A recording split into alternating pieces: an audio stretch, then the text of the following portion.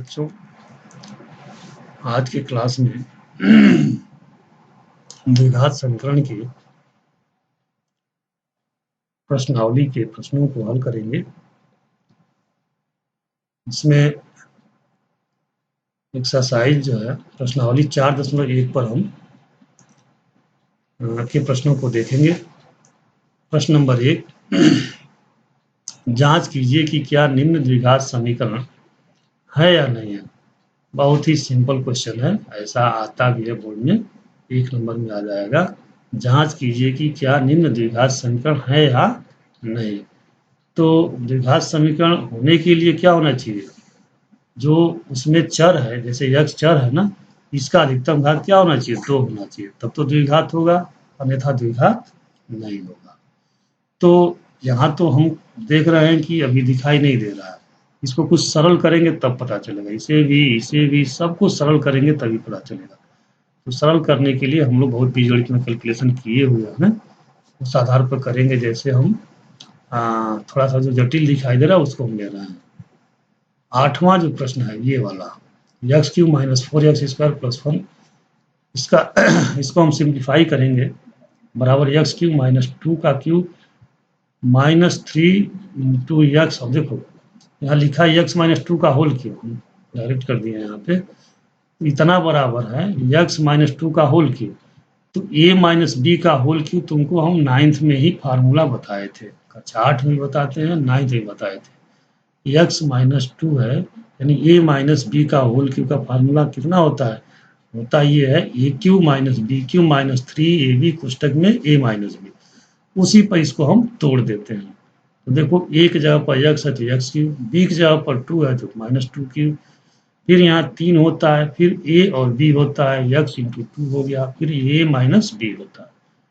इस फार्मूले पर रख करके इसको हम सरल किए तो यहाँ तक आ गए। अब देखो इधर भी x³ है, इधर भी x³ है, इसको अगर इधर लाएं तो -x³ हो जाएगा या +x, तो दोनों क्या हो जाएंगे, कट जाएंगे। अब जो बचा उसको हम पक्षांतर कर लें इधर बाएं साइड में। तो बाएं साइड में जो देखो -4x² है, यहाँ -6x² है, ये आएगा तो +6x² हो जाएगा, इसमें से घट जाएगा तो 2x² बचा।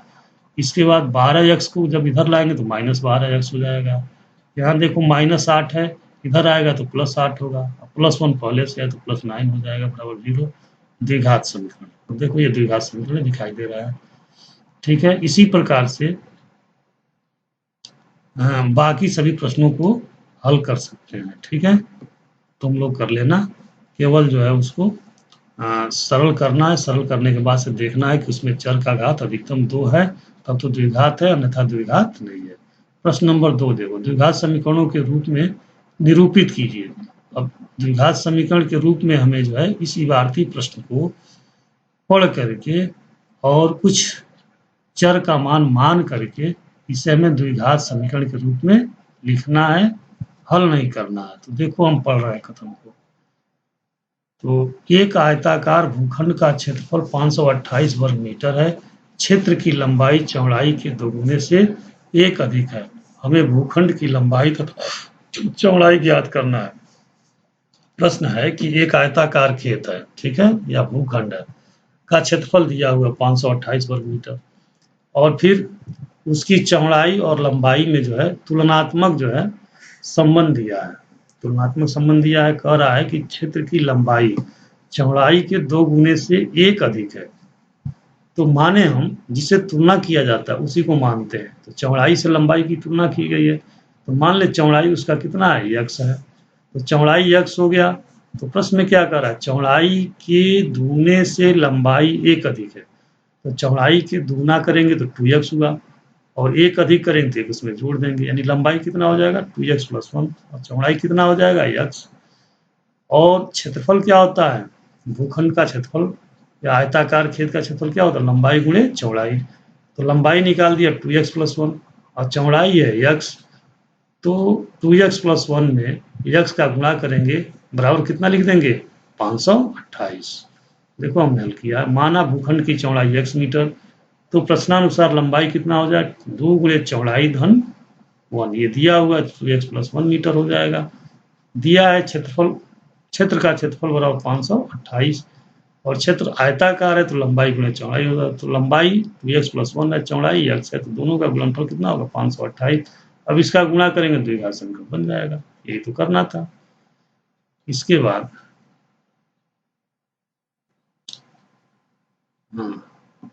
सेकंड है, दो क्रमागत धनात्मक पूर्णांकों का गुणनफल 306 है। हमें पूर्णांकों को ज्ञात करना है। अब देखो, दो क्रमागत धनात्मक पूर्णांक, अगर इस तरह से प्रश्न करता है कि दो क्रमागत धन पूर्णांक, तो दो क्रमागत धन पूर्णांक हम कैसे मानेंगे? पहले को x मानेंगे, तो दूसरा जो है क्रमागत क्या होगा, एक जोड़ने के बाद आएगा ना, तो पहला x हो गया, दूसरा x + 1 हो जाएगा। पहला x हुआ, दूसरा x + 1 हो जाएगा। फिर उनका गुणनफल प्रश्नानुसार दिया है कि उनका गुणनफल x कोष्टक में x + 1 = 306 है। फिर इसको जब गुणा करेंगे तो यही द्विघात समीकरण बन जाएगा। यही अभिष्ट समीकरण है। फिर अगला प्रश्न देखो, तीसरा, रोहन की माँ उससे 26 वर्ष बड़ी है। रोहन की माँ रोहन से कितनी वर्ष बड़ी है? 26 वर्ष बड़ी है। तो अगर रोहन की उम्र को x माने तो उसकी माँ का उम्र कितना हो जाएगा? x + 26 वर्ष हो जाएगा। उनकी आयु का गुणनफल अब से 3 वर्ष पश्चात 360 हो जाएगा। हमें रोहन की वर्तमान आयु ज्ञात करनी है। तो जब वर्तमान आयु पूछ रहा है तो वर्तमान आयु कितना मानेंगे? x मानेंगे। किसकी? रोहन की। रोहन की वर्तमान आयु x वर्ष है, तो उसके माँ की वर्तमान आयु कितनी हो जाएगी? दिया है कि 26 वर्ष बड़ी है, तो x + 26 वर्ष हो जाएगी। इस प्रकार 3 वर्ष पश्चात, जब पश्चात कहेगा तो पश्चात मतलब बाद में होता है ना, तो पश्चात रोहन की आयु कितनी हो जाएगी? x + 3। तो उसकी माँ की भी तो आयु जो होगी उसमें 3 जुट जाएगा, तो x + 26 + 3 हो जाएगा। इसको जोड़ेंगे तो x + 39 वर्ष हो जाएगा। दोनों की जो है 3 वर्ष पश्चात उम्र लिख लिया गया। अब 3 वर्ष उम्र के संबंध में एक और कथन दिया हुआ है कि 3 वर्ष बाद की उम्र का गुणनफल दोनों का कितना है? 360 है। तो रोहन की उम्र 3 वर्ष बाद x + 3 है, उसकी मम्मी की आयु जो है 3 वर्ष बाद जो x + 39 है, दोनों का गुणनफल जो है हो गया 360। अब इसको हल कर लेंगे, इसका इसमें गुणा करेंगे तो द्विघात समीकरण मिल जाएगा। ठीक है, आगे बढ़ते हैं। चौथा सवाल, एक रेलगाड़ी 480 किलोमीटर की दूरी समान चाल से तय करती है। यदि इसकी चाल 8 किलोमीटर प्रति घंटा कम होती तो वह उसी दूरी को तय करने में 3 घंटे अधिक समय लेती। हमें रेलगाड़ी की चाल ज्ञात करनी है। अब देखो, जो ज्ञात करना रहता है उसी को तो मानते हैं। क्या ज्ञात करना? रेलगाड़ी की चाल ज्ञात करनी है। तो माना रेलगाड़ी की चाल x किलोमीटर प्रति घंटा है, मान लिया गया। अब कह रहा है कि अगर सामान्य रूप से चलता, x किलोमीटर प्रति घंटा की चाल से चलता, तो 480 किलोमीटर चलने में जो है जो समय लगता, चलने में तय करती, तो यदि इस चाल जो समय लगता और जो अगर 8 किलोमीटर प्रति घंटा वो अपना चाल जो है कम कर दे, तो जो समय लगता वह जो है 3 घंटे अधिक लगता। यानी जब चाल कम होगा तो उसी दूरी को चलने में ज़्यादा समय लगेगा, 3 घंटा अधिक लगेगा। तो दोनों का डिफरेंस, मतलब सामान्य चाल से चलता है तो और असामान्य चाल 8 किलोमीटर प्रति घंटा कम स्पीड से चलता है, चाल से चलता है, तो जो समय है उन समय का अंतर जो है दिया है 3 है। उन समय का अंतर 3 है। तो यहाँ से तो रेलगाड़ी द्वारा नियत चाल x से 480 किलोमीटर दूरी तय करने में लिया गया समय। अब समय बराबर क्या होता है? जैसे चाल बराबर दूरी बटा समय होता है, तो समय बराबर क्या हो जाएगा?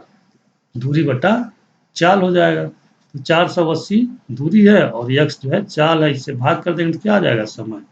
तो नियत इस चाल से चल रहा है तो इतना समय लगेगा। जब रेलगाड़ी की चाल 8 किलोमीटर प्रति घंटा कम कर दिया जा रहा है, तब 480 किलोमीटर दूरी तय करने में जो लिया गया समय होगा वह 480 बटे नया चाल कितना हो गया? x - 8, इतना घंटा लगेगा। अब कह रहा है कि ये जो है पहले वाले समय से 3 घंटा जो है अधिक है, ये 3 घंटा अधिक है। तो प्रश्नानुसार पहले जो समय लगा वो 480 बटे x लगा और दूसरा जो समय लगा 480 बटे x - 8 लगा। 480/x माइनस 8 जो है 480/x से 3 अधिक है, तो बराबर हमको करना है, तो क्या करेंगे, इसमें से 3 घटाएंगे ना, 3 घटा दिया। अब इसको हम हल करेंगे, हल करके जो है हल कर लेना। कैलकुलेशन तुम लोग बहुत किए हो, बहुत फास्ट करते हो, कर लेना। यहाँ देखो बनाएंगे x square minus 8x minus 1280 बनेगा, ये अभिष्ट समीकरण होगा। अब इसको हल करना तो है नहीं, बस इतना ही समीकरण ही लिखना था तो छोड़ दिया। हल करना होता तो द्विघात समीकरण को हल करते, चाहे फार्मूले से, चाहे जो है पूर्ण बल बना करके, चाहे जो है गुणनखंड विधि से, जो भी होता लगा देते। फिर अगली प्रश्नावली 4.2, प्रश्न संख्या 1, गुणनखंड विधि से निम्न द्विघात समीकरणों के मूल ज्ञात कीजिए। अब इनके मूल ज्ञात करने हैं। मूल ज्ञात करने का मतलब क्या, हल ज्ञात करना है। द्विघात गुणनखंड विधि से, किस विधि से, गुणनखंड विधि से, तो गुणनखंड विधि से करो इसे। तो जैसे मान लो हम इसमें सब तो नहीं करेंगे, थर्ड को ले लिया हमने, √2x² प्लस 7x प्लस 5 √2 बराबर 0 देखो है, तो इसको हमें जो है गुणनखंड विधि इसमें अप्लाई करना है। तो गुणनखंड विधि में हमने बताया था, क्या बताया था, यक्स का जो पद है, इसका जो गुणांक है, इसको दो भागों में तोड़ते हैं। ऐसे दो भागों में तोड़ते हैं कि जोड़ने पर 7 यही आ जाए, और जब इनका गुणा करें तो इसका और इसका गुणनफल के बराबर आ जाए। तो इसका जब इसमें गुणा करेंगे, जरा देखो, तो 5 तो रहेगा ही, √2 का √2 में गुणा होगा, देखो यहाँ किए हैं, √2 गुणे 5 √2 करेंगे तो √2 का √2 में गुणा होगा तो 2 हो जाएगा, 5 दूना 10 हो जाएगा। अर्थात इसको ऐसे दो भागों में तोड़ेंगे कि इनका दोनों का गुणनफल कितना हो जाए, 10 हो जाए, और योगफल 7 हो जाए। तो देखो ये बैठ रहा है परफेक्ट, 5 2 7 और 5 दूना 10 बैठ रहा है, तो यही इसका खंड होगा। तो ये इंप्लाइज करेगा √2x² plus 5x plus 2x plus 5 √2 बराबर 0। अब देखो वहाँ 3 पद था, यहाँ 4 पद हो गए। अब 4 पद में जोड़ा लगाते हैं, अब यहाँ से यहाँ तक एक जोड़ा हो गया, यहाँ से यहाँ तक एक जोड़ा हो गया। इसमें देखो वेनिष्ठ क्या है, तो हम देख रहे हैं x तो दोनों में है, तो x वेनिष्ठ हो गया, और कोई वेनिष्ठ है नहीं, तो बचेगा क्या, यहाँ बचेगा x कॉमन हो गया तो √2x हुआ, यहाँ से x कॉमन हो गया तो 5 बचा।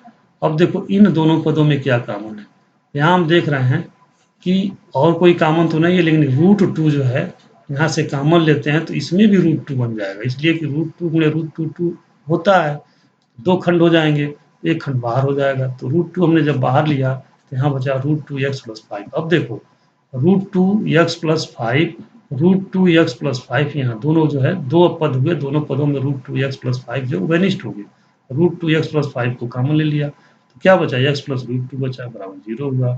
ये इंप्लाइज करेगा, हमने कहा कि अब दोनों खंडों का गुणनफल 0 होता है, तो या तो ये खंड 0 होगा या ये खंड 0 होगा, तो √2x प्लस 5 बराबर 0 या x प्लस √2 बराबर 0। यहाँ से हम x का मान निकालेंगे तो -5/√2 होगा, यहाँ से x का मान निकालेंगे तो -√2 होगा। ये इसका क्या हो गया, आंसर हो गया।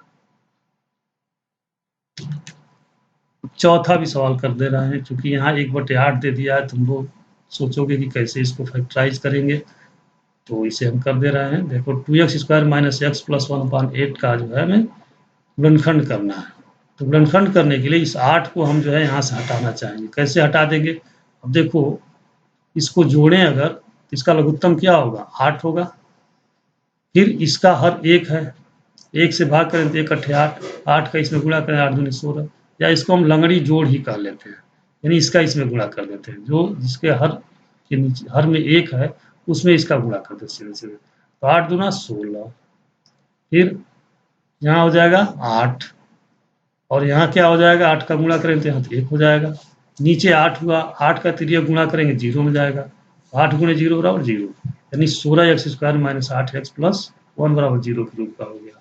अब क्या करेंगे, अब इसे हमें फैक्टर करना है, गुणनखंड करना है, तो x के पद के गुणांक 8 को दो भागों में तोड़ेंगे, तो तोड़ने के लिए जोड़ने पर कितना होना चाहिए, 8 होना चाहिए, -8 होना चाहिए, और गुणा करने पर कितना होना चाहिए, 16 होना चाहिए। देखो ये -4 -4 दो खंड हुए, अब यहाँ 4 पद हो गए, इसमें से वेनिष्ठ क्या है, तो 4x है, तो 4x माइनस 1 बचेगा, इसमें से क्या कॉमन है, तो माइनस कॉमन है, तो 4x माइनस 1 ये होगा बराबर 0। अब 4x माइनस 1 दोनों पदों में कॉमन है, तो कॉमन ले लिया, तो 4x माइनस 1 एक और बच गया, यानी दोनों जो है बराबर हो गए, दोनों खंड कैसे हैं, बराबर हैं, बराबर 0।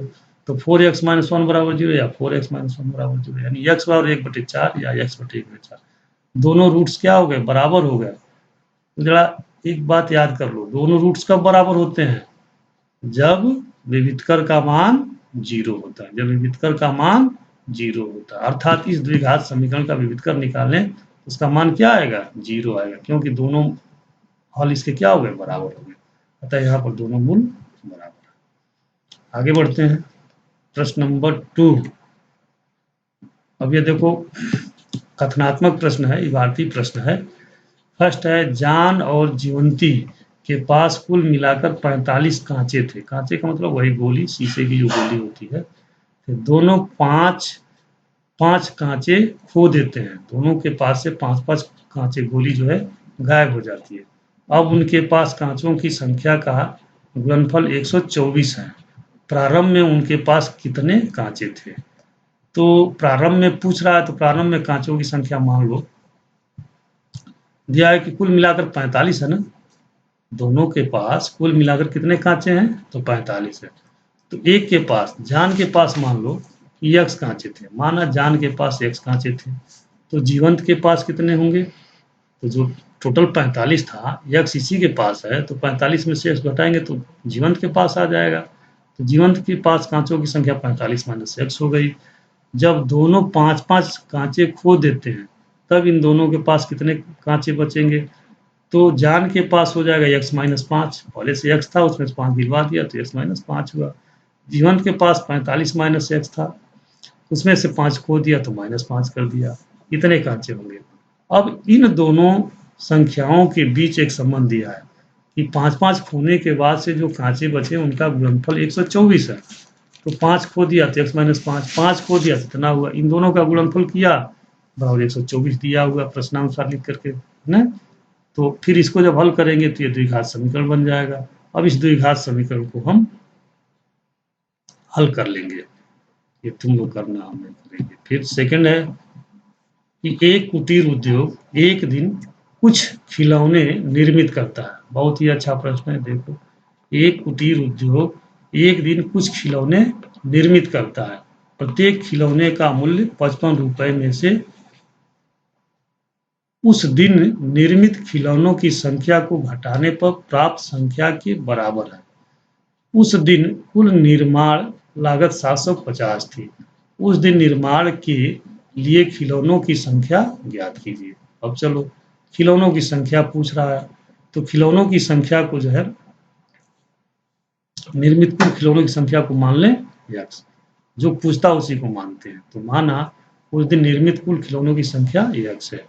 प्रश्नानुसार एक खिलौने का मूल्य दिया हुआ है कि 55 में से निर्मित खिलौनों की संख्या को घटाने पर एक खिलौने का मूल्य आ जाता है। तो 55 में से x को घटाएंगे तो एक खिलौने का मूल्य आ गया, और कुल कितने खिलौने निकले उस दिन, x, और एक खिलौने का मूल्य कितना है, 55 माइनस x है। तो उस दिन निर्मित कुल खिलौनों का मूल्य कितना आया है, 750। तो कुल खिलौनों का मूल्य निकालने के लिए एक खिलौने के मूल्य से निर्मित खिलौनों की संख्या में गुणा कर दे तभी तो आता है ना। तो उस दिन निर्मित खिलौने इतने हैं, एक खिलौने का मूल्य इतना है, इन दोनों का गुणनफल कितना हो जाएगा, 750। वही चीज की है हमने। तो x गुणे 55 माइनस x बराबर 750। और यहाँ से द्विघात समीकरण बनेगा। इस द्विघात समीकरण को हल करेंगे, हल करके हमने दिखाया भी है, तुम देख सकते हो। तो x बराबर 30 या x बराबर 25 आया, यानी कि x के दो मान आ गए, 30 और 25। तो तुम क्या माने थे, एक के पास 30 x कांचे थे और दूसरे के पास जो है कितने कांचे थे, 45 माइनस x। तो मान लो अगर 30 है पहले के पास, तो दूसरे के पास कितने हो जाएंगे, 45 में से 30 घटा दो तो 15 होगा ना।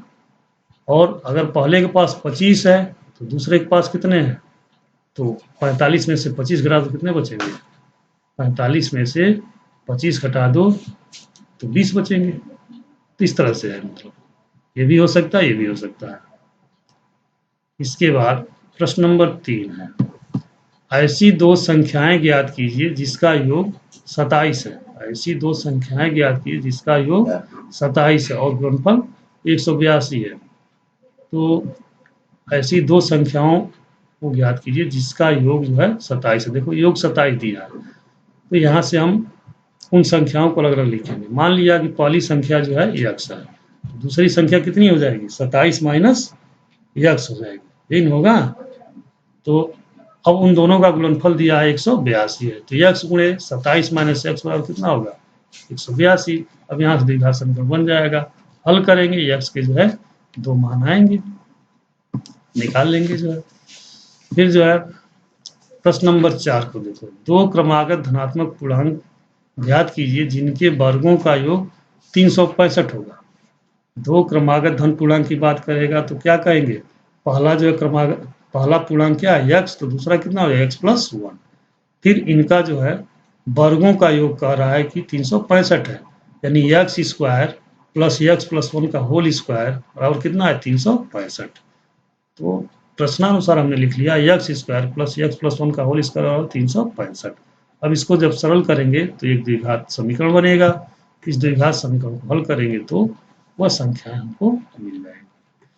फिर आगे बढ़ते हैं। प्रश्न नंबर 5, एक समकोण त्रिभुज की ऊंचाई दिया है, उसके आधार से 7 सेंटीमीटर कम है। यदि कर्ण 13 सेंटीमीटर का हो तो अन्य 2 भुजाएं बताओ। अब देखो सब कुछ इसी में उत्तर छिपा हुआ है। एक समकोण त्रिभुज की ऊंचाई, समकोण त्रिभुज में क्या होता है, ऊंचाई को लंब कहते हैं और आधार होता है और कर्ण होता है, 3 भुजाएं होती हैं। तो ऊंचाई को लंब मान लो, आधार से 7 सेंटीमीटर कम है, तो आधार जिससे तुलना कराया जाता है उसी को मानते हैं। आधार से तुलना कराया गया किसको, लंब को या ऊंचाई को। तो आधार को मान लो x, तो ऊंचाई कितनी हो जाएगी, आधार से 7 कम है, ऊंचाई कितनी हो जाएगी x-7 हो जाएगा। ऊंचाई कितना हो जाएगा x-7, आधार हो गया x, ऊंचाई हो गया 7 माइनस x, अरे x-7। अब कह रहा है यदि कर्ण 13 सेंटीमीटर का हो तो अन्य 2 भुजाएं बताओ। तो कर्ण 13 सेंटीमीटर दिया है, आधार को तुमने x मान लिया, ऊंचाई उसकी हो गया x-7, तीनों भुजाएं तो मिल गई मानने से। अब हम यहाँ पाइथागोरस प्रमेय लगाते हैं, क्योंकि पाइथागोरस प्रमेय कहता है कर्ण का वर्ग बराबर आधार का वर्ग धन लंब का वर्ग होता है। तो कर्ण है 13 का वर्ग, आधार है x का वर्ग, लंब है x-7 का वर्ग, हो गया। ये इंप्लाइड करेगा 169 बराबर x square plus x square plus, जब हल करेंगे तो देखो ये होगा x स्क्वायर माइनस 7 x-7 बराबर 0। अब फिर इसको जब तोड़ेंगे 2 भागों में तो -12 प्लस 5 करेंगे तो 12×5 = 60। देखो इसका गुणनफल 60 आना चाहिए, 60 आ गया। तो अब इसको जो है फैक्टराइज करके इसके हम हल कर लेंगे। x का मान आएगा तो पहला आ जाएगा यानी कि आधार आ जाएगा, और दूसरे में रखेंगे तो उसका लंब आ जाएगा। अब ये तुम करना आगे देखो। प्रश्न नंबर 6, एक कुटीर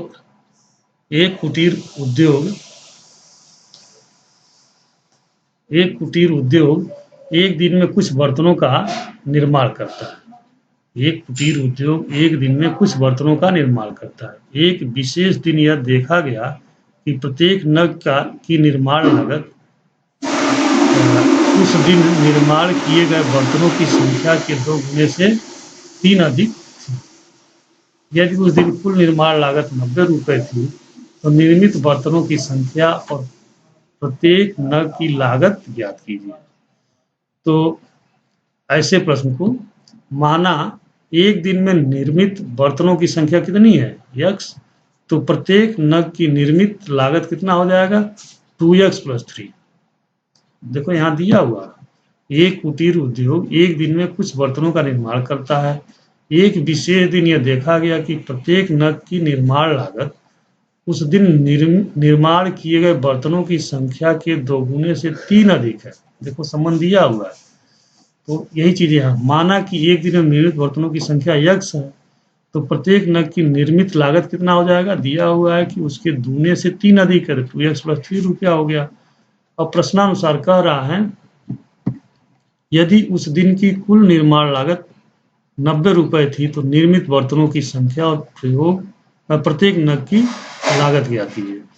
तो निर्मित बर्तनों की संख्या x है और एक बर्तन की लागत इतनी है, तो बर्तन की लागत से बर्तनों की संख्या में गुणा कर देंगे तो कुल उस दिन जो है जितने निर्मित बर्तन हैं उनका जो है मूल्य आ जाएगा। 90 दिया हुआ है तो x × 2x + 3 = 90 हो जाएगा। इसको हल करेंगे द्विघात समीकरण बनेगा। फिर इसको जो हल करेंगे तो जो है हमारा उत्तर आ जाएगा, x का मान आ जाएगा।